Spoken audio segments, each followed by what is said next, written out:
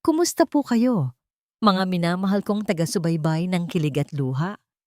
Nandito na naman ako, si Billy, para samahan kayo sa isa na namang paglalakbay ng puso. Sa bawat kwentong ating pagdadaanan, may mga aral na pwedeng mapulot, may mga damdaming pwedeng mapagtagpi-tagpi at mga alaala na mananatili. Ngayong araw, may dala akong isang kwentong hango sa kung paano ang isang pusong sugatan ay muling matutong lumaban. Paano kung ang akala mong katapusan na ay siyang simula pa lang ng pinakamabigat mong laban? Hindi ka kailanman magiging karapat-dapat, Althea. Hindi ka na nga naging magaling na asawa, hahawakan mo pa itong kumpanya? Boses ni Sebastian iyon. Ang tinig na minsan ay nagbigay sa kanya ng kilig, ngayon ay parang naghahasik ng lason sa tenga niya. Pakiramdam ni Althea, tumigil ang pag-ikot ng mundo. Nagkatinginan sila ng kanyang abogado na halatang nagulat din. Sa isang iglap, bumalik sa kanyang alaala ang sakit, ang pagod, ang mga luhang pilit niyang pinipigilan matapos siyang iwanan nito. Para siyang pinagsakluban ng langit at lupa. Ang kanyang puso, na pilit niyang tinahitahi ulit, ay muling nagkapira-piraso. Parang umalingaw-ngaw sa buong boardroom ang bawat salita. Hindi niya alam kung saan siya magsisimula. Hindi niya alam kung saan niya huhugutin ang lakas. Kinagat niya ang labi. Pilit na pinipigilan ang nangingilid na luha. Ang huling bagay na gusto niyang gawin ay umiyak sa harap ng taong ito. Sa harap ng lahat ng matatandang miyembro ng board na nakatingin sa kanya. Ang mga matang yon ay hindi lang nagtataka, nanghuhusga. Hindi pa nga natatanggal ang hapdi sa paghihiwalay nila ni Sebastian, pero ngayon, mas malalim pa ang sugat na idinudulot nito. Ang Monteverde, ang kumpanya ng kanyang pamilya, ang pamanang pinagtamnan ng pawis at dugo ng kanyang ama. Ito ang huling bagay na inaasahan niyang guguluhin ng kanyang ex-husband. Kahit na alam niyang matagal nang may problema sa pinansyal ang Monteverde, hinding-hindi niya inakalang si Sebastian ang magiging dahilan. Napakagat siya ng labi. Ang kanyang mga kamay ay mahigpit na nakakuyom sa ilalim ng mesa. Hinawakan ang lumang singsing na dati niyang suot, ngayon ay nakatago lang sa kanyang bulsa. Isang paalala ng isang nakaraang hindi na mabubuo. Ang kanyang lalamunan ay tila ba na bara. Hindi makapagsalita. Napakaraming gustong sabihin ng kanyang utak, pero wala ni isa man ang lumabas. Dahil sa mga desisyon mo, patuloy ni Sebastian na ngayon ay may kasamang ngiti ng panalo. Ang kumpanya ay nasa bingit ng pagbagsak. Ang mga ginawa kong financial optimization, kung tawagin mo, ang siyang nagligtas dito sa tuluyan na pagkalugi. At ngayon, ipinagpapatuloy mo ang mga risk na dulot ng inyong proyektong hobby na walang kasiguruhan. Nagulat si Althea. Hobby. Hindi pa nga niya nasisimulan ang pagdedetalya ng proyekto na yon. Pero alam na agad ni Sebastian. Paano? Sino ang nagbigay ng impormasyon? Ngayon niya napansin ang isang babaeng nakaupo sa tabi ni Sebastian. Isang babaeng may matulis na baba at nanlilisik na mga mata. Hindi niya ito kilala. Naalala niya ang kanyang ama. Si Papa Lucas. Matagal na siyang nagtatrabaho sa kumpanya at lagi niyang sinasabi na ang bawat gusali na itinatayo ay dapat para sa tao. Iyon ang pangarap niya para sa Monteverde. Pero ngayon, pakiramdam niya, nalimutan na iyon. Ang bawat gusali, bawat tubo, bawat sementong itinayo ni Sebastian ay tila para lang sa kanyang bulsa. Hindi ko hahayaan na sirain mo ang pamilya ko, Althea. Dugtong pa ni Sebastian. Ang boses nito ay puno ng paghamak, tulad ng kung paano mo sinira ang ating kasal. Ang Monteverde ay akin na, at ang mga anak mo. Sa akin na rin sila mapupunta kung hindi ka aalis sa daan ko. Kinabukasan, nanatili sa hangin ang mga salita ni Sebastian. Bumangon si Althea na parang basag ang katawan. Ang mga mata ay namumugto sa luha. Ang huling banta nito, tungkol sa mga anak nila, ay pinakamasakit sa lahat. Paano kung maging totoo? Paano kung makuha niya ang mga bata? Hindi niya ito hahayaan. Kahit ano, ipaglalaban niya ang mga anak niya. Napakatanong siya sa sarili. Saan siya nagkamali? Kailan ba nagsimulang magbago si Sebastian? Ang lalaking minahal niya, ang lalaking nangako sa kanya ng walang hanggang pag-ibig, ay siya ngayong gustong sumira sa lahat ng pinaghirapan niya. Ang pag-alis ni Sebastian ay nag-iwan ng malalim na sugat. Ngayon, gusto pa nitong durugin ang kanyang buong pagkatao. Hindi siya pwedeng sumuko. May utang na loob siya sa kanyang ama, kay Papa Lucas, ang kumpanya, ang mga taong umaasa sa Monteverde. Huminga siya ng malalim, pinilit patatagin ang sarili. Kailangan niyang maging matatag para sa mga anak niya, para sa papa niya. Nagpunta siya sa ospital. Mahina na si Papa Lucas, pero nakikita niya sa mga mata nito ang pagmamahal. Hinawakan niya ang kamay ng kanyang ama. "Papa?" sabi niya. Pilit pinatatag ang boses. "Ako na po ang bahala sa Monteverde. Hindi ko po hahayaan na masira ang pangalan natin." Ngumiti si Lucas, isang pagod na ngiti. Ang kanyang mga kamay ay halos hindi na makagalaw. Dahan-dahan niyang inabot ang isang lumang fountain pen mula sa bedside table. Ang paboritong panulat niya, ang panulat na ginamit niya sa bawat pagpirma ng mga malalaking proyekto. Inilagay niya ito sa palad ni Althea. "Anak," mahina niyang bulong, "ang gusali, para sa tao. Huwag mong kalimutan, hindi lang sa kita nakikita ang halaga ng isang kumpanya. Nasa pagtulong sa kapwa, sa malinis na konsensya." Naramdaman ni Althea ang bigat ng panulat sa kanyang kamay. Hindi lang ito isang panulat. Ito ang bigat ng responsibilidad. Ang bigat ng utang na loob sa kanyang ama, sa pangarap nito. Ang hiya na daladala niya dahil sa mga ginawa ni Sebastian ay nagbago sa isang matinding determinasyon. Ngayon, alam niya ang dapat niyang gawin. Pagkatapos sa ospital, diretso siya sa Monteverde Tower. Sa kanyang opisina, tinawagan niya si Mateo. Matagal na niyang hindi nakakausap ang dating engineer ng kanyang ama. Matagal na itong umalis sa kumpanya dahil sa mga issues sa etika at desisyon ni Sebastian. Ngayon, siya lang ang naisip niyang pwedeng makatulong. Nagkita sila sa isang coffee shop malapit sa opisina. May pagdududa pa rin sa mga mata ni Mateo. Nakikita niya ang pagod kay Althea, pero mas nakikita niya ang alab. Ikinuwento ni Althea ang plano niya para sa hobby.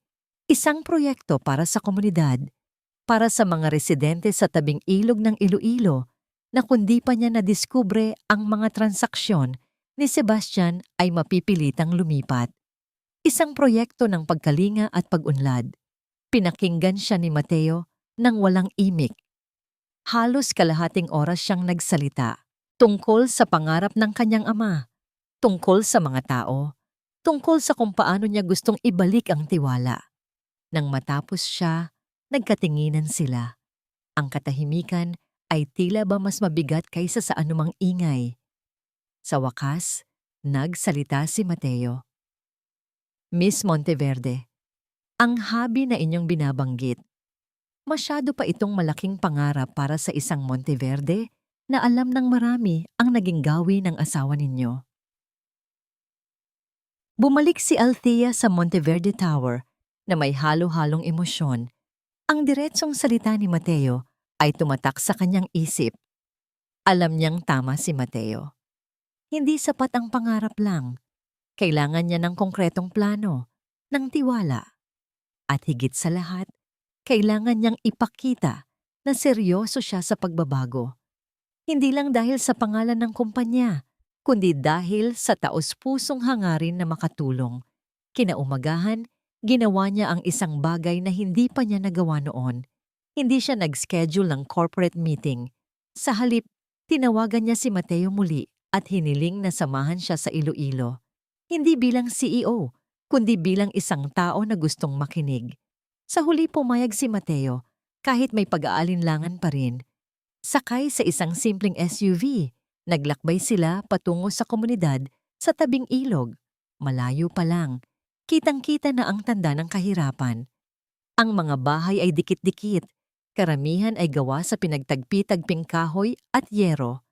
May mga bata na naglalaro sa kalsada, walang sapin sa paa. Ang amoy ng alikabok at lutong bahay ay bumalot sa hangin. Dumaan sila sa isang makipot na eskinita hanggang makarating sa isang karinderya na halos puno ng tao. Tumambad sa kanila si Nena Kalayag, ang babaeng nakita ni Althea sa dokumento, abala sa pagluluto. Lumapit si Althea, ang puso niya ay kumirot sa nakita niyang kalagayan. Ang kanyang suot na corporate attire ay tila kakaiba sa kapaligiran, pero pilit niyang isinantabi ang hiya. "Magandang araw po, Nanay Nena," bungad ni Althea. Pilit na pinatatag ang boses. "Ako po si Althea Monteverde. Gusto ko po kayong makausap." Nagulat si Nanay Nena. Natigilan ang ginagawa niya. Unti-unting napansin ng mga tao sa karinderya ang presensya ni Althea at Mateo. Ang mga mata nila ay puno ng pagtataka, pagdududa, at kaunting pag-asa. Inanyayahan ni Nanay Nena sila Althea na umupo. Doon, sa gitna ng usok at ingay ng karinderya, nagsimulang magkwento ang mga tao. Tungkol sa mga pangakong napako. Tungkol sa mga papel na pinapirmahan sa kanila na hindi nila naiintindihan. Tungkol sa takot na mawalan ng tahanan at kabuhayan. Nagsimulang lumabas ang mga kwento ng hapdi at kawalan ng katarungan. Isang matandang lalaki ang nagkwento kung paano niya nawala ang kanyang maliit na lupa na minana pa niya sa kanyang mga magulang. Isang ina ang umiiyak habang ikinukwento ang kanyang pamilya na sa pilitang pinapaalis sa kanilang bahay. Ang bawat salita ay tumagos sa puso ni Althea. Maya-maya, may dumating na isang pamilya. Hawak-hawak ng nanay ang kanyang anak, habang ang tatay ay may hawak na papel. May pulang X sa pader ng kanilang bahay, hudyat ng pagpapalayas. Ang mga mata ng bata ay puno ng takot. Hindi na kinaya ni Althea. Sa gitna ng lahat ng tao, hindi niya alintana ang kanyang pormal na suot. Yumuko siya, halos lumuhod, at hinawakan ang nanginginig na kamay ni Nanay Nena. "Nene," sabi niya, puno ng awa at galit. "Hindi kayo dapat nandito. Hindi ito tama. Ito ang sinisira ng mga kasabihan na ang gusali para sa tao." Nang mga sandaling iyon, isang itim na SUV ang huminto sa labas ng karinderya. Bumukas ang pinto at lumabas si Sebastian, nakasuot ng mamahaling polo na may kasamang ngiti ng panalo. Tumingin ito kay Althea. Ang mga mata nito ay nanunuya. "Mukhang nag-e-enjoy ka pala sa bago mong community involvement, ha Althea? Buti pa ang mga dukha kinakausap mo. Ang mga investor, iniisnab mo." Ang presensya ni Sebastian ay tila ba isang lamig na bumalot sa buong karinderya. Lahat ay natahimik. Ang mga tingin ay nagpapalipat-lipat kina Althea at Sebastian. Ang ngiti sa labi ni Sebastian ay nagpapahiwatig ng kanyang pananalo na tila ba sinasabi niyang kahit saan magpunta si Althea, makikita pa rin niya ang anino nito. Tumayo si Althea, pilit na pinipigilan ang galit na kumukulo sa kanyang dibdib. "Sebastian, anong ginagawa mo rito?" tanong niya. Ang boses ay matigas. "Ako? Nagpapasalang ng respeto sa mga taong ito, Althea. Hindi tulad mo na ngayon lang naalala ang kanilang pag-iral," sagot ni Sebastian. Tumingin sa paligid at nagpakita ng simpatya na peke. "Pero sa totoo lang, may mas importante akong sadya. May emergency board meeting. Sana hindi ka pa masyadong nag-e-enjoy sa mga drama mo rito at makapunta ka." Walang nagawa si Althea kundi sumunod. Iniwan niya ang mga taong may mga mata pa ring nagtataka at sumakay sila ni Mateo pabalik sa Monteverde Tower. Sa loob ng SUV, nanahimik si Althea. Ang bawat salita ni Sebastian ay parang saksak sa kanyang puso. Ang pagmamaliit nito, ang paghamak nito sa kanyang sinisimulan. "Miss Monteverde," basag ni Mateo sa katahimikan, "huwag ninyo siyang patulan. Iyan ang gusto niya. Gusto niyang mawala ang focus ninyo sa dapat ninyong gawin. Tumango si Althea, pero alam niyang mahirap. Ang galit ay lumalaban sa kanyang determinasyon. Pagdating sa boardroom, mas mabigat ang pakiramdam ni Althea. Ang mga matatandang miyembro ng board ay naroon na. Ang kanilang mga mukha ay tila ba nag-aalala. Si Sebastian, nakaupo na sa dulo ng mesa. Ang kanyang lapel-pin ay kumikinang. Ang kanyang gangyang ngiti ay nakakainis. Salamat at dumating ka, Althea. Bungad ni Sebastian.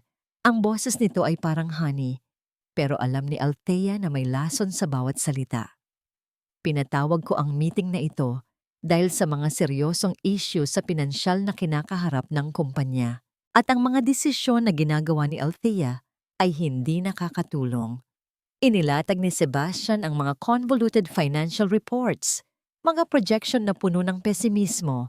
Ipinakita niya kung paano ang mga risk ng hobby project ay magdudulot ng malaking pagkalugi, paano ito makakasira sa halaga ng stock, at paano ito magiging dahilan ng tuluyang pagbagsak ng Monteverde. Ang Monteverde ay nangangailangan ng leader na may malinaw na pananaw sa negosyo. Hindi isang tao na gumagabay sa kumpanya dahil sa emosyon, sabi ni Sebastian. Tumingin kay Althea na may kasamang tuso ng ngiti. May mga balita rin akong naririnig tungkol sa personal na interes ni Althea sa Iloilo. May mga kasama daw siyang kalalakihan. Doon, maaring nakakaapekto ito sa kanyang objectivity. Nagulantang si Althea. Ang mga mata ng mga miyembro ng board ay nagtataka, nagdududa.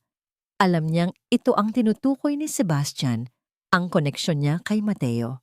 Ito ay isang murang taktika, isang personal na pag-atake. Pero alam niyang epektibo ito sa mga matatanda at konserbatibong board members.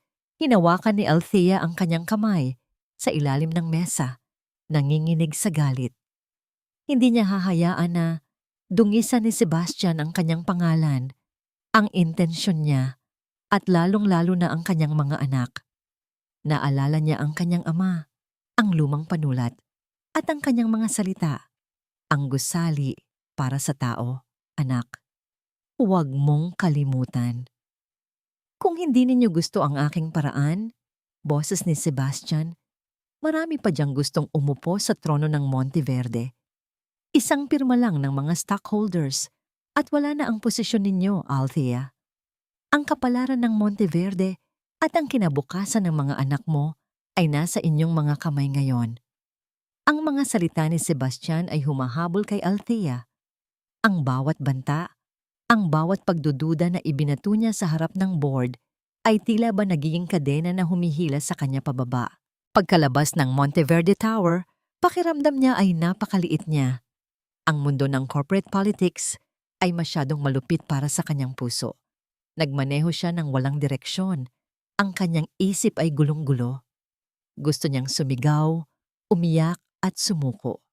Pero sa tuwing naiisip niya ang mga mukha ng kanyang mga anak at ang pagmamay-ari ng kanyang ama sa panulat na yon, may nagtutulak sa kanya na lumaban. Sa huli, huminto ang kanyang sasakyan sa tapat ng opisina ni Mateo. Kahit na tinanggihan siya nito kanina, alam niyang siya lang ang makakapagsalita sa kanya ng totoo at posibleng makaintindi sa kanyang pinagdadaanan. May kaba pa rin sa kanyang dibdib. Paano kung itataboy din siya nito? Nang pumasok siya sa maliit na opisina ni Mateo, nakita niya ito na abala sa pagtingin sa mga lumang blueprints. Tinaas nito ang tingin at sa mga mata nito, nakita ni Althea hindi ang pagdududa kundi ang pag-unawa. Miss Monteverde, bungad ni Mateo, ayos lang po ba kayo? Umiling si Althea. Sa sandaling iyon, ang lahat ng pagpipigil niya ay bumigay. Nagsimula siyang magsalita. Ang kanyang boses ay nanginginig. Nagkukwento tungkol sa meeting, sa mga paninira ni Sebastian at sa pakiramdam niya na nag-iisa siya. Tahimik lang na nakinig si Mateo. Nang matapos si Althea, kinuha nito ang isang lumang tasa ng kape at inabot sa kanya. Alam ko po ang pakiramdam, Miss Monteverde. Matagal na rin akong lumaban sa sistema. Nagsimulang magkwento si Mateo tungkol sa kanyang karanasan, tungkol sa kung paano niya nakilala ang kanyang ama, si Lucas, tungkol sa mga pangarap nito para sa Monteverde na ang bawat proyekto ay dapat magbigay ng tunay na halaga sa tao at sa komunidad, at kung paano dahan-dahang nagbago ang direksyon ng kumpanya nang magsimulang umangat si Sebastian. Ang papa ninyo, Miss Monteverde, sabi ni Mateo, ay hindi lang negosyante, isa siyang builder. Ang mga gusali niya may puso. Pero si Sebastian, puro tubo lang ang nakikita. Ang mga salita ni Mateo ay nagbigay linaw kay Althea. Hindi siya nag-iisa. Hindi lang siya ang nakakakita ng problema. Mayroon pa palang naniniwala sa pangarap ng kanyang ama. Kinuha ni Mateo ang isang folder mula sa kanyang cabinet. Ito ay puno ng mga lumang sketches at notebook. Ito po ang mga orihinal na plano para sa Iloilo Project. Kay papa ninyo ito. Bago pa pumasok si Sebastian, ito ang tunay na hobby. Sinimulan ni Mateo na ipaliwanag ang mga detalye. Kung paano dapat maging transparent ang bawat proseso. Kung paano ang mga residente mismo ang dapat maging bahagi ng pagpaplano. Kung paano dapat bigyan ng alternatibong kabuhayan bago pa man sila i-relocate. Mas detalyado at mas makatao kaysa sa kahit anong iniisip ni Althea. Habang nagpapaliwanag si Mateo, unti-unting bumalik ang pag-asa sa puso ni Althea. Hindi ito pangarap lang. Pwedeng maging totoo. Hindi siya basta-basta susuko. Bago umalis si Althea, inabot ni Mateo sa kanya ang isang luma ng journal. Baka dito, Miss Monteverde, mahal na mahal mong ama, ay makikita mo kung saan talaga nagsimula ang lahat. Ito ang kanyang personal na journal. Puro sulat kamay niya. Kinapa ni Althea ang luma ng leather cover. Nang buksan niya ang journal, isang luma at kupas na litrato ang nahulog mula sa mga pahina. Ito ay larawan ng kanyang ama, bata pa, na nakangiti sa tabi ng isang babaeng hindi niya kilala. At sa kandungan ng babae, may isang sanggol na mahimbing na natutulog. Nanatili sa kamay ni Althea ang kupas na litrato. Sino ang babaeng ito? At sino ang sanggol? May bahagi ng kanyang isip ang gustong maghinala, pero mas nanaig ang pagtataka. Ang kanyang ama ay tila ba isang bukas na libro sa kanya, pero ang litratong ito ay nagpakita ng isang pahina na hindi niya pa nabasa. Isinantabi muna niya iyon. Mas importante ang kasalukuyan. Ang hobby. Kinabukasan, kasama si Mateo, bumalik sila sa Iloilo. Ngayon, may bitbit na silang konkretong plano. Kahit balangkas pa lang, hindi na sila nagpunta sa karinderya. Sa halip, sa tulong ni Nanay Nena, nag-organisa sila ng isang community meeting sa isang bakanteng lote. Maraming tao ang dumalo, pero kitang-kita pa rin ang pag-aalinlangan sa kanilang mga mata. Nagsimulang magsalita si Althea, hindi tungkol sa tubo, hindi tungkol sa kumpanya, kundi tungkol sa kanilang mga pangarap, tungkol sa pangarap ng kanyang ama para sa bawat gusali na may puso. Alam kong mahirap magtiwala, sabi ni Althea. Ang boses ay malumanay, pero may diin. Marami na kayong napagdaanan, pero ngayon, gusto kong pakinggan ninyo kami. Gusto kong makinig sa inyo. Hindi kami rito para magdikta, kundi para makipagtulungan. Inilatag ni Mateo ang mga sketches ng orihinal na hobby project. Mga bahay na matitibay at ligtas, may sariling espasyo para sa kabuhayan. Mga plano para sa malinis na tubig at kuryente. Mga programa para sa edukasyon at kalusugan. Nagsimulang magsalita ang mga residente. Nagsimula silang magtanong. Ang ilan ay galit pa rin. Ang ilan ay puno ng pag-asa. Maingat na sinagot ni Althea at Mateo ang bawat tanong. Nagpaliwanag at nagbigay ng katiyakan. Nangako si Althea na magiging transparent ang lahat. Bawat sentimo ng budget ay ilalabas. Ang bawat desisyon ay dadaan sa pagpapasya ng komunidad. Araw-araw, Bumalik sila sa Iloilo.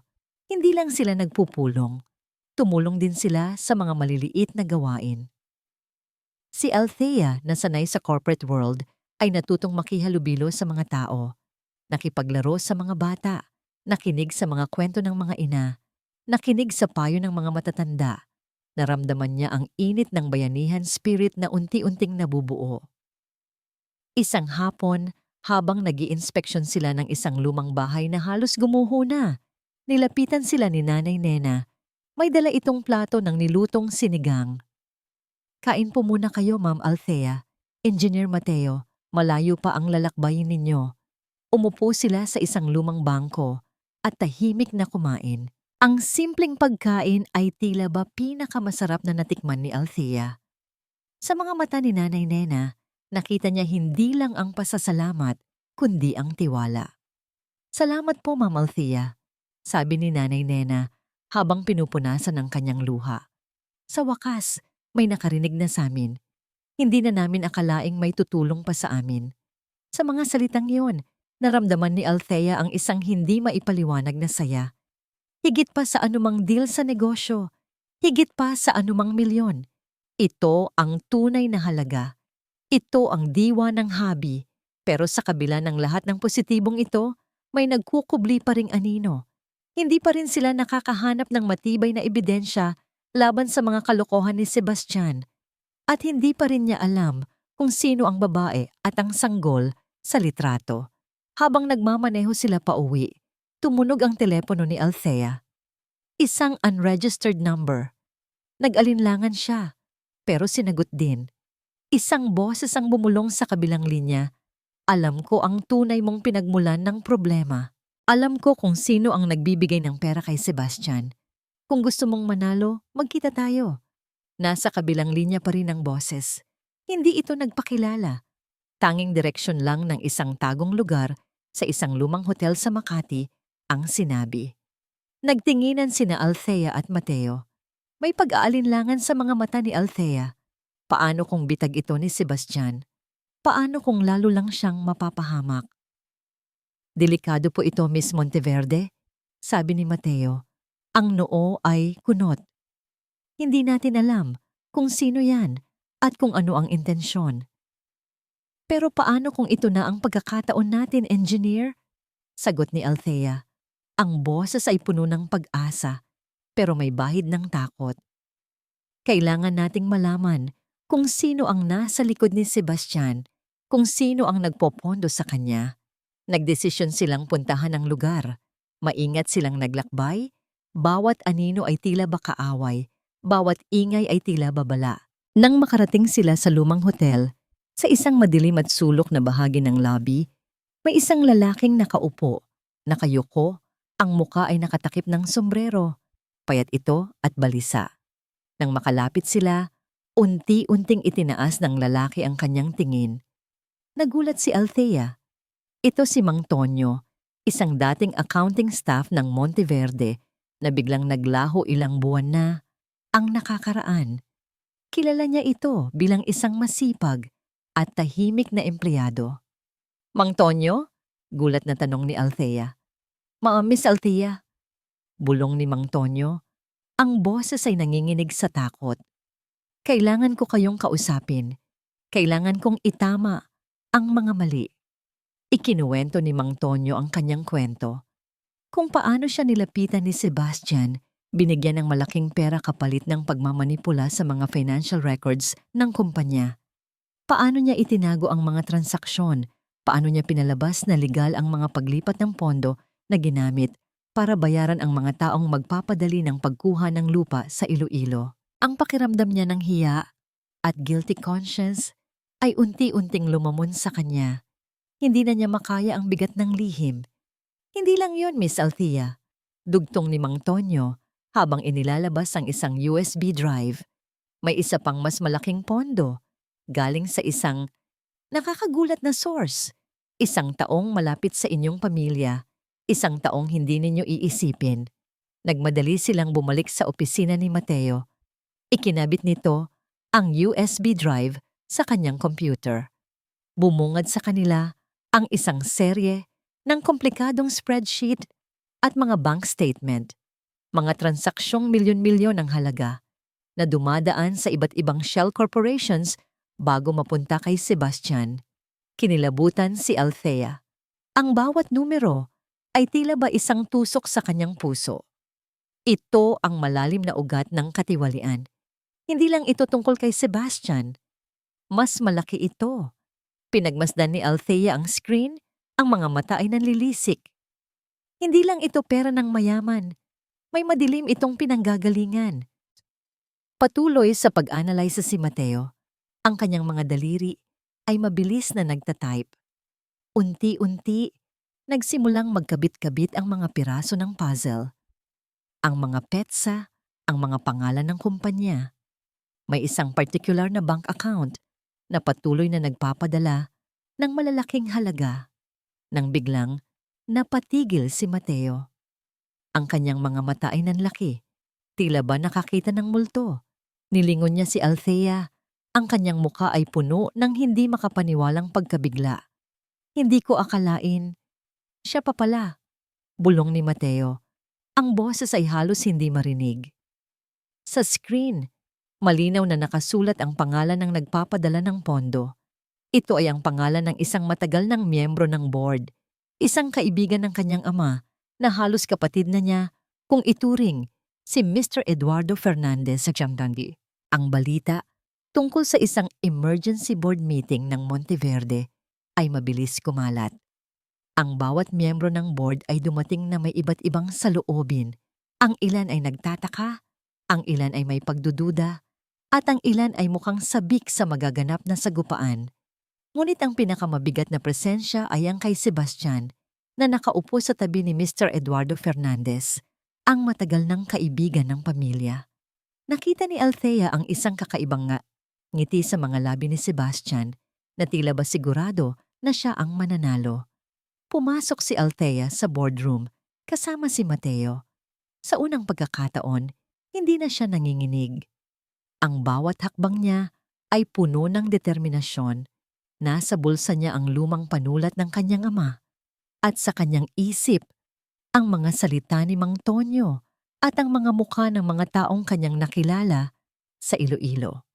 Nagsimula ang meeting. Nagpresenta si Sebastian ng mga datos.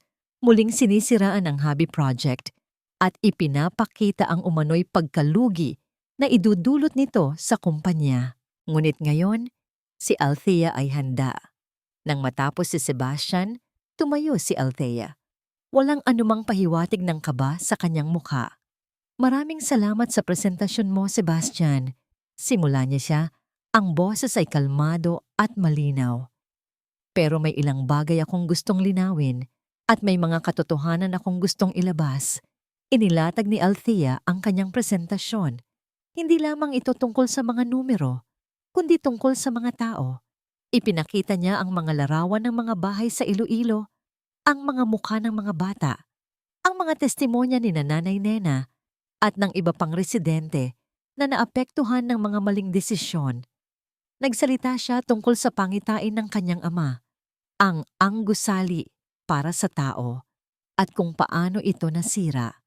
At ngayon, patuloy ni Althea, ang kanyang tinig ay tumindi. Gusto kong ipakita sa inyo kung saan talaga napupunta ang pondo ng Monteverde. Sa screen, ipinakita ni Mateo ang mga ebidensya mula sa USB drive ni Mang Tonyo. Mga bank statements, mga transaksyon, mga pangalan ng shell corporations. Ang bawat paglabas ng impormasyon ay nagdulot ng bulong-bulungan sa boardroom. Nagulat ang lahat nang makita nila ang mga komplikadong transaksyon na malinaw na nagpapahiwatig ng malawakang pandaraya. Hindi ko hahayaan na sirain mo ang Monteverde, Althea. Sigaw ni Sebastian. Tumayo mula sa kanyang upuan. Iyan ay paninira. Hindi ako ang gumawa niyan. Ngunit si Althea ay handa na. Hindi ko hinahabol ang pera mo, Sebastian. Hinahabol ko ang katarungan para sa mga taong sinaktan mo, para sa mga taong kinuha mo ang tirahan, para sa pangalan ng Monteverde na pilit mong dinudungisan. Nang biglang, sa pinakamataas na bahagi ng spreadsheet, lumabas ang pangalan ng nagpapadala ng malaking halaga sa mga account ni Sebastian. Malinaw na nakasulat, Mr. Eduardo Fernandez. Tumayo si Mr. Fernandez, namumutla. Althea, anong ibig sabihin nito? Hindi ko maintindihan. Ngunit ang mga mata ni Althea ay matalim. Napakalinaw po ng mga ebidensya, Mr. Fernandez. Ang mga transaksyon na ito ay nagpapakita na kayo ang nasa likod ni Sebastian. Kayo ang nagpopondo sa kanya para sirain ang kumpanya at ang proyekto ng papa ko. Niyukom ni Sebastian ang kanyang kamao. Hindi siya makapagsalita. Ang ngiti niya ay nawala. Napalitan ng gulat at galit. Nagbulungan ang lahat. Ang pagtataksil ng isang matagal ng miyembro ng board ay mas masakit kaysa sa gawa ni Sebastian. Ang desisyon ninyo ngayon, Althea said, her voice echoing with conviction, ay hindi lamang tungkol sa kapalaran ng Monteverde, kundi sa inyong sariling puso, sa pagtataguyod ng kasamaan o sa paggabay sa katarungan. Kung sino man ang tunay na may hawak ng pera ni Sebastian at ang tunay na nagtaksil sa kumpanya, malalaman natin yan ngayon. Handa kaming isumite ang lahat ng ebidensyang ito sa batas. Naging magulo ang boardroom. Ang mga bulungan ay naging ingay. Ang mga tingin ay puno ng galit at pagtataksil. Si Mr. Fernandez, na dati mayabang, ay namumutla at nanginginig. Pilit nitong ipinagtanggol ang sarili. Sinasabing inosente siya, na pinagbibintangan lang siya. Ngunit ang mga ebidensya na inilatag ni na Althea at Mateo ay hindi matututulan. Ang bawat transaksyon, bawat petsa, bawat pangalan ay nagsasalita. Si Sebastian, sa kabilang banda, ay tahimik. Ang kanyang mukha ay puno ng pagkatalo. Ang ngiti ng panalo na dating nakalagay sa kanyang labi ay napalitan ng mapait na ekspresyon. Alam niyang tapos na ang laro. Matapos ang mahabang deliberasyon, nagkaroon ng botohan. Hindi na ito tungkol sa hobby project lang, kundi sa integridad ng Monteverde. Sa huli, karamihan sa mga miyembro ng board ay bumoto pabor kay Althea. Ang desisyon ay malinaw. Si Mr. Fernandez ay agad na tatanggalin sa kanyang posisyon at haharap sa kaso ng pandaraya at paglabag sa tiwala. Ang lahat ng transaksyon ni Sebastian ay iimbestigahan at haharapin niya ang buong bigat ng batas. Sa labas ng boardroom, sinalubong si Althea ng isang matinding yakap mula kay Mateo. Ginawa ninyo, Miss Monteverde. Ipinaglaban ninyo ang tama. Ngumiti si Althea, pero may bahid pa rin ng pagod sa kanyang muka. Ang laban ay hindi pa tapos, pero ang pinakamahirap na bahagi ay tapos na. Kinabukasan, lumabas sa mga pahayagan ang balita. Ang pagbagsak ni Sebastian at Mr. Fernandez, ang pagbangon ni Althea Monteverde, ang mga reaksyon ng publiko ay halo-halo. Ang ilan ay nagagalit sa katiwalian. Ang ilan ay nagdiriwang sa pagkakabunyag ng katotohanan. Si Sebastian, na dati hinahangaan sa kanyang financial prowess, ay naging tampulan ng kahihiyan. Ang kanyang reputasyon ay nawasak. Ang kanyang mga kaibigan at kasosyo sa negosyo ay unti-unting lumayo.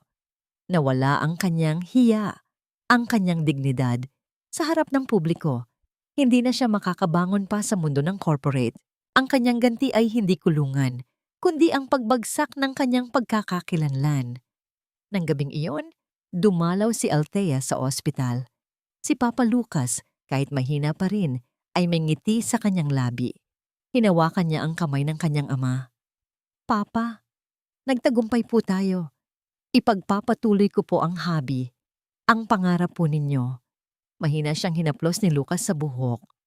Ang tunay na lakas, anak, ay nasa puso at tama, hindi sa pera. Iyan ang diwa ng Monteverde. Ipinagmalaki mo ako, anak. Niyakap ni Althea ang kanyang ama. Sa sandaling iyon, ang lahat ng hapdi, lahat ng pagod ay naglaho. Ito ang tunay na tagumpay, ang pagkakaroon ng tiwala ng kanyang ama at ang pagmamalaki sa kanyang sarili. Sa mga sumunod na linggo, nagpatuloy si Althea sa pagpapatupad ng hobby project. Sa tulong ni Mateo at ng komunidad, Ang mga plano ay nagsimulang maging realidad. Ngunit isang araw, habang papalabas siya ng opisina, nakita niya si Sebastian. Nakatayo ito sa labas ng Monteverde Tower. Nakatingin sa kanya mula sa malayo. Ang kanyang mukha ay payat, ang kanyang mga mata ay puno ng galit at panunumbat. Hindi siya nilapitan ni Sebastian, ngunit sa kanyang pagdaan, narinig ni Althea ang mahinang bulong nito na tila ba hangin lamang ang nagdadala. Hindi pa ito ang katapusan, Althea. Babalikan kita. Ang mga anak natin, tandaan mo. Ang mga salita ni Sebastian ay tila ba multong humahabol kay Althea. Ang banta sa kanyang mga anak ay nagbibigay sa kanya ng panibagong pag-aalala. Ngunit hindi niya hahayaan na masira nito ang kanyang bagong natagpuang kapayapaan at ang kanyang pangarap para sa hobby. Mas lalo siyang naging determinado na ipagpatuloy ang kanyang misyon. Sa mga sumunod na buwan, nagbago ang tabing ilog ng Iloilo. Ang mga lumang bahay ay unti-unting giniba at sa kanilang lugar, bumangon ang mga matitibay at makabagong tahanan. Ang mga dating magulo at madilim na eskinita ay naging malinis at may ilaw. Ang bawat construction site ay puno ng sigasig, hindi lang ng mga manggagawa, kundi pati na rin ng mga residente. Si Althea, hindi na nakasuot ng corporate attire, ay madalas makita sa site. Nakasuot siya ng simpleng t-shirt at jeans, nakikipag-usap sa mga residente, nagbibigay ng inspirasyon, at kung minsan, tumutulong pa sa pagbubuhat ng mga materyales. Hindi na siya ang Althea na takot sa pagharap sa mga problema. Siya na ngayon ang Althea na handang lumaban para sa tama. Si Mateo ay naging kanyang kanang kamay. Ang kanyang technical expertise at ang kanyang tunay na pagmamahal sa komunidad ay naging susi sa tagumpay ng hobby. Madalas silang magkape sa isang maliit na karinderya malapit sa site, nagpaplano at nagbabahagi ng mga kwento. Sa mga sandaling iyon, nararamdaman ni Althea ang isang kakaibang kilig, isang pakiramdam ng pagiging ligtas, ng pagiging pinahahalagahan. Hindi ito ang romantic kilig na naramdaman niya noon kay Sebastian, kundi isang mas malalim na pagpapahalaga sa isang taong kasama niya sa laban. Isang araw, habang nag-iinspeksyon sila ng isang bagong bahay, nakita ni Althea ang isang grupo ng mga bata na masayang naglalaro sa bagong palaruan. Ang kanilang mga tawa ay tila musika sa kanyang tenga. Ang isang ina, na dating umiiyak sa kanyang opisina, ay nakangiti na ngayon habang naghahanda ng tanghalian sa kanyang bagong kusina. "Ma'am Althea," sabi ni Mateo, ang kanyang tinig ay puno ng pagmamalaki. "Tingnan ninyo ang nagawa ninyo. Hindi lang ito mga bahay. Nagbigay kayo ng pag-asa. Nagbigay kayo ng dignidad." Ngumiti si Althea. Ito ang diwa ng hobby. Hindi lang ito tungkol sa mga gusali, kundi tungkol sa pagbuo ng mga komunidad, ng mga pamilya, at ng mga pangarap. Ito ang diwa ng ang gusali para sa tao. Ilang araw bago ang grand opening ng hobby, isang courier ang naghatid ng isang sulat para kay Althea. Galing ito kay Sebastian. Nag-alinlangan si Althea pero binuksan din niya. Nakalagay sa sulat ang maikling mensahe. "Althea, aalis na ako ng bansa. Babangon ako muli sa ibang lugar. Sana, sa bandang huli, ay makahanap ka rin ng kapayapaan. Ang mga anak natin. Sana ay maging masaya sila. Patawarin mo ako kung may nagawa man akong pagkakamali. Sana ay maging maligaya ka sa bago mong buhay. Sebastian." Binasa ni Althea ang sulat ng ilang beses. Nagulat siya sa tono nito. May pagdududa pa rin sa kanyang puso. Ito ba ay tunay na pagsisisi o isa lamang huling pagtatangka na manipulahin ang kanyang damdamin? Tumayo siya at lumabas sa kanyang balkonahe. Tiningnan niya ang malawak na Iloilo River na ngayon ay mas malinis at mas buhay. Ang hobby project ay isang patunay ng kanyang pagbabago, ng kanyang lakas. Sa sandaling iyon, naramdaman niya ang isang matinding kalayaan. Ang kalayaan mula sa mga tanikala ng nakaraan at ang kalayaan na lumikha ng sarili niyang kinabukasan, ang diwa ng hobby. bulong niya sa hangin, ay nasa bawat isa sa atin. Ito ang pag-asa. Ito ang pagmamahal. Makalipas ang ilang taon, ang Habi Project ay naging huwaran sa buong bansa. Ang dating mahirap na komunidad sa tabing ilog ng Iloilo ay naging isang maunlad at masiglang lugar, puno ng buhay at pag-asa. Hindi lang mga bahay ang naitayo, kundi pati na rin ang tiwala, ang dignidad at ang pagkakaisa. Ang Monteverde, sa ilalim ng pamumuno ni Althea, ay hindi na lamang kilala sa laki ng kita, kundi sa laki ng puso at integridad. Si Althea, na dating isang babaeng takot sa mundo ng corporate at binihag ng nakaraan, ay naging isang simbolo ng pagbabago at lakas. Hindi na siya nabubuhay sa anino ni Sebastian o sa pagdududa sa kanyang sarili. Ang kanyang mga anak ay lumaki na may pagmamalaki sa kanilang ina, na natuto mula sa kanya ang tunay na kahulugan ng responsibilidad at pagmamahal. Dumating ang araw ng kanyang kaarawan.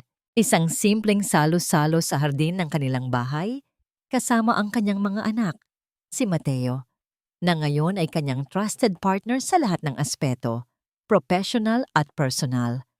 At si Papa Lucas, na kahit may edad na, ay nanatili sa tabi niya. Ang kanyang mga mata ay puno ng pagmamalaki. "Ang ganda ng ngiti mo ngayon, anak," sabi ni Lucas. Hinaplos ang pisngi ni Althea. "Mas masaya ka na ngayon kaysa noon." Ngumiti si Althea. Oo, mas masaya siya. Ang sugat na iniwan ni Sebastian ay naghilom na. Hindi na ito hapdi, kundi isang peklat na nagpapaalala sa kanya ng kanyang pinagdaanan at ng kanyang natutunan. 1. Natawad na ba ang karakter? Si Althea ay natuto ng magpatawad. Hindi niya kinalimutan ang sakit na idinulot ni Sebastian, ngunit napalaya na niya ang kanyang sarili mula sa galit at hinanakit. Ang sulat ni Sebastian, sa huli, ay nagbigay sa kanya ng closure. Hindi niya kailangan ng paghingi ng tawad mula kay Sebastian para magpatuloy. Ang pagpapatawad ay para sa kanyang sarili, para makahanap siya ng tunay na kapayapaan. Pinatawad na niya ang sarili niya sa mga pagkakamali niya noon, at pinatawad niya na rin si Sebastian para sa kanyang kapayapaan. 2. Nakahanap na ba ng kapayapaan ng karakter? Oo. Nakahanap si Althea ng tunay na kapayapaan. Hindi ito ang kapayapaan na nangangahulugan ng kawalan ng problema, kundi ang kapayapaan na nanggagaling sa pagkakaroon ng layunin, ng lakas at ng mga taong nagmamahal sa kanya. Ang kanyang buhay ay puno ng kabuluhan. Ang kanyang puso ay puno ng pagmamahal. Ang kanyang kilig ay hindi na lang sa nakaraan, kundi sa bawat araw na ginugol niya para sa Habi, sa mga anak niya at kay Mateo. 3. Anong aral ang naiwan para sa audience? Sa huli, ang kwento ni Althea Monteverde ay isang paalala na ang tunay na diwa ng isang tao, ng isang kumpanya, ay hindi sa kung gaano kalaki ang kita o kung gaano karaming kapangyarihan ang hawak. Ito ay nasa integridad, sa kabutihan, sa kakayahang magpatawad, at sa tapang na lumaban para sa kung ano ang tama. Ang diwa ng Habi, ang pagmamahal sa kapwa, at ang pagbuo ng tiwala ay ang pinakamahalagang pamana na maaring iwanan ng sinuman. Ang tunay na kilig ay hindi sa matamis na salita, kundi sa malinis na hangarin at puso. At ang mga luha ay nagiging patak ng ulan na nagpapayabong sa lupang pinagtataniman ng pag-asa at pag-ibig. Ang mga luha ay nagiging patak ng ulan na nagpapayabong sa lupang pinagtataniman ng pag-asa at pag-ibig. At sa bawat butil ng pag-asa na lumago, nagtatapos ang kwento ni Althea. Mga minamahal kong taga-subaybay, mula sa puso ng aming koponan, isang taos-pusong pasasalamat ang nais naming iparating sa inyo. Salamat at sinamahan ninyo kami sa bawat kabanata, sa bawat ngiti, at sa bawat patak ng luha ni Althea. Ang bawat sandali ng inyong pagsubaybay ay naging inspirasyon namin. Habang isinusulat ang kwentong ito, hindi namin maiwasang maramdaman ang bawat hapdi at tagumpay ni Althea. May mga pagkakataong nahirapan kaming ilabas ang mga salitang puno ng sakit, lalo na sa mga eksena ng pagtataksil at pagsubok. Ngunit sa bawat hamon, nakita namin ang liwanag ng kanyang pag-asa, ang apoy ng kanyang pananampalataya, na kahit gaano kadilim ang paligid, may pag-asa pa ring magsimulang muli. Ang kwentong ito ay inspirasyon mula sa maraming tunay na karanasan kung paano ang pusong nasugatan ay muling tumatatag at nagiging daan para sa mas malaking pagbabago. Nais naming ipaalala sa inyo ang mensahe ng kwento. Ang tunay na pagmamahal ay hindi lang puro kilig, kundi may kasamang pag-unawa, pagpapatawad, at paglaban para sa tama. May kapangyarihan ang bawat isa sa atin na bumuo, na magbigay ng pag-asa at maniwala sa kabutihan ng kapwa.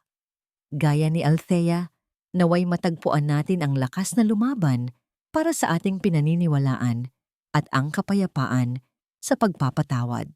Pagkatapos ng lahat ng pinagdaanan ni Althea, ng pagtataksil at ng laban para sa katarungan, ikaw ba? Handa ka ring magpatawad?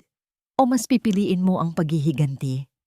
Kung naantig ang inyong puso at kung may naiwan ang kwentong ito sa inyong isipan, ibahagi ninyo ang inyong saloobin sa comment section. Kung nagustuhan ninyo ang kwento, paki-like at i-share ang video na ito. Ang inyong suporta ang aming lakas.